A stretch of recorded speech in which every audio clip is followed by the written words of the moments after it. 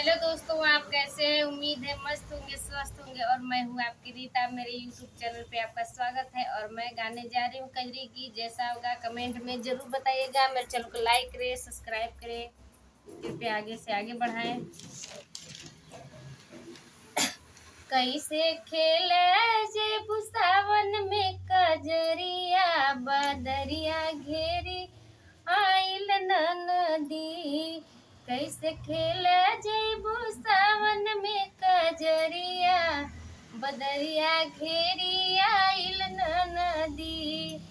घेरी आइल नदी हो, घेरी आइल नदी। कैसे खेला जयबू सावन में कजरिया, बदरिया घेरी आइल नदी। कैसे खेला जयबू सावन में कजरिया, बदरिया घेरी आइल नदी। तू त जात हो अकेली, केहू संगे न सहेली। तू त जात हो अकेली, केहू संगे न सहेली। गुंडा रोक लैया हो, गुंडा रोक लैया तोहरी डगरिया, बदरिया घेरी आइल नदी। गुंडा रोक लैया तोहरी डगरिया, बदरिया घेरी आइल नदी। कैसे खेला जयबू सावन में कजरिया, बदरिया घेरी आइल नदी।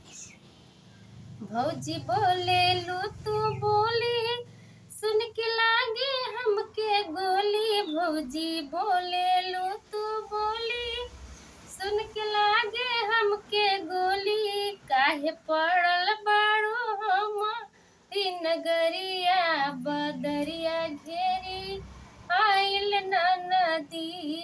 काहे पड़ल बाड़ू हमारी नगरिया, बदरिया घेरी आइल नदी।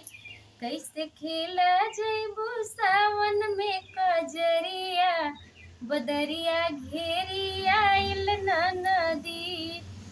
कितना डामल फांसी चढ़िया, कितने गोली खा के मरिया। कितने डामल फांसी चढ़िया, कितने गोली खा के मरिया। कितने पिसी है जाके, कितने पिसी है जाके जेहल में चकरिया, बदरिया घेरी आइल नदी।